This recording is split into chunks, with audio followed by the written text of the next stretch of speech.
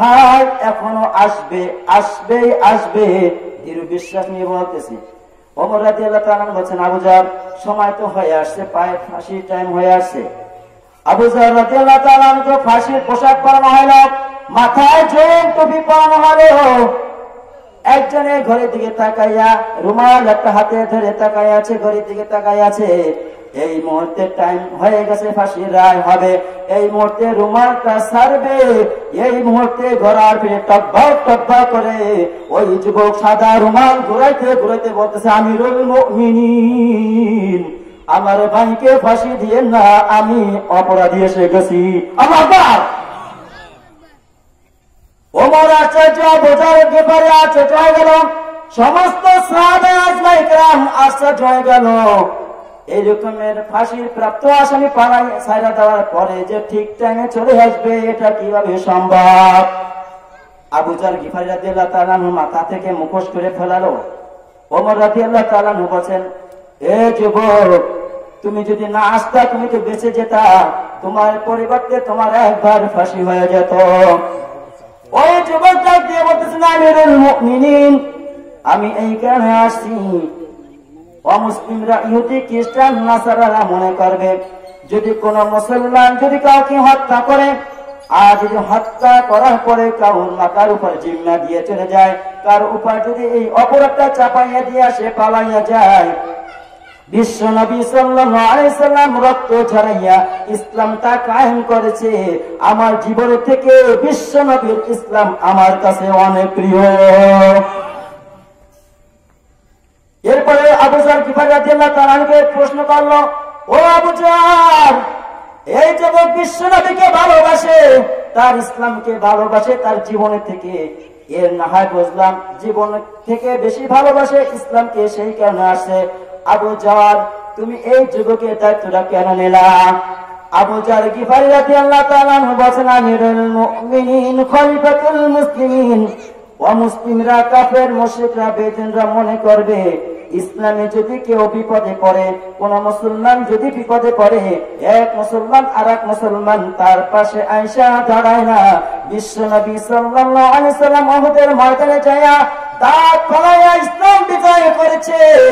এই জন্য আমি ইসলামকে এত ভালোবাসি, আল্লাহ রাসূলকে এত ভালোবাসি, আল্লাহ রাব্বুল আলামিনকে এত ভালোবাসি, নিজের জীবনের থেকেও তাদেরকে আমি বেশি ভালোবাসি।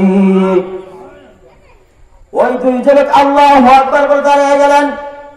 যুবক দুই ভাই বলতেছেন, আমিরুল মুমিনিন, খলিফাতুল মুসলিমিন, আমার বাবার হত্যাকারীকে আমরা দুই ভাই ক্ষমা করে দিলাম। কারণ ইহুদি, খ্রিস্টান, মুশরিক, বেদুইনরা মনে করবে ইসলামের ভিতরে যদি কেউ যদি ক্ষমা চায় আর কেউ যদি ভুল করা হয়, ইসলামের ভিতরে, মুসলমানের ভিতরে ক্ষমা করতে জানে না, ক্ষমা কি সেটাও বোঝে না। আমরাও বিশ্ব নবীকে ভালোবাসি, বিশ্ব নবীর ইসলামকে ভালোবাসি, আমরা আল্লাহ রাব্বুল আলামিনকে ভালোবাসি বিদায় আমরা আল্লাহ রাব্বুল আলামিনের বান্দাকে আমরাও মাফ করে দিলাম। আল্লাহু আকবার। ইসলাম নেতা কাকে বলে, ইমাম কাকে বলে, ইমামদের ন্যায় বিচার কাকে বলে প্রমাণ হয়ে গেল। এবার আসলে আপনি আমি কতটুকু সজ্ঞান, সঠিক জ্ঞান নিয়ে চলি, আসলে আমরা কি ভুল কাজ করতেছি না সঠিক কাজ করতেছি?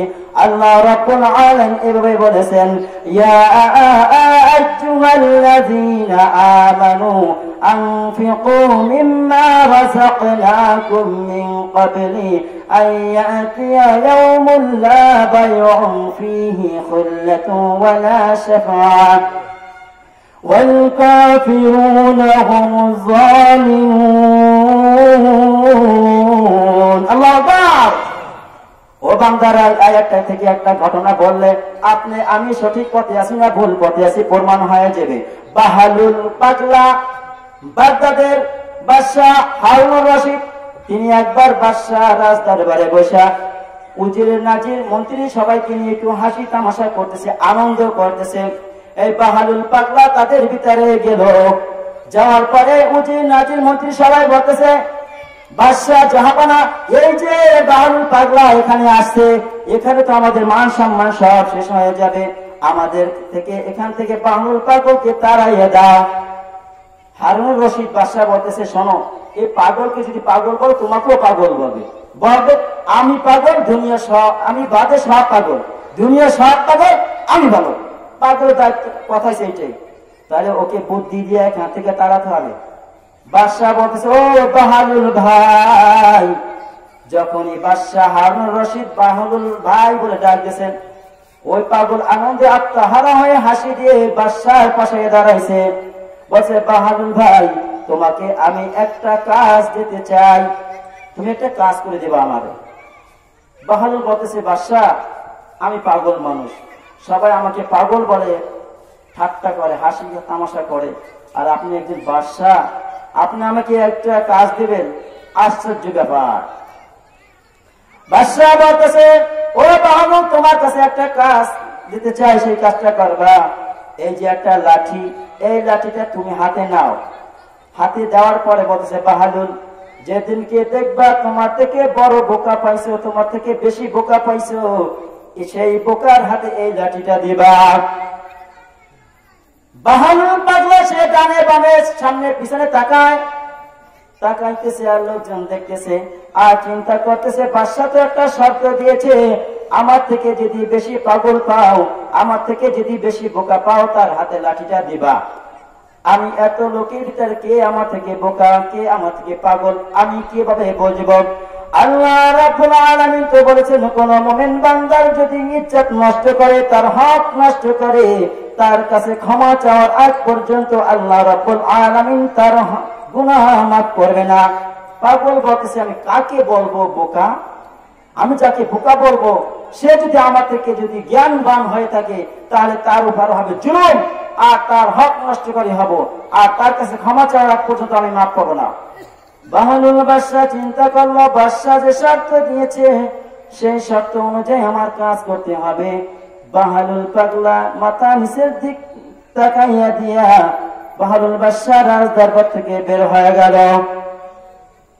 বের হয়ে যাওয়ার পরে কয়েকটা বছর পরে বাদশা হারুন রশিদ যখন অসুস্থ বিছানায় পড়ে গেল, মুরব্বী যদি হয়, বয়স্ক লোক যদি বেশি বয়স হয়ে যায়, আছে না অনেক বিছানা পড়ে যায়, শক্তি থাকে না হাঁটাচলা করার, থাকে, আছে এরকম লোক।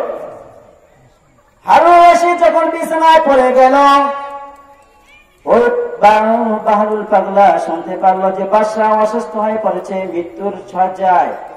ওই বাহালুল পাগলা রাজ দরবারে আসলো, তার উজির নাজির মন্ত্রীরা বলতেছে, পাগলা, তোর হাতে যে এখনো লাঠি, তোর থেকে বড় বোকা পাও নাই, তোকে তো ভিতরে ঢুকতে দেওয়া যায় না।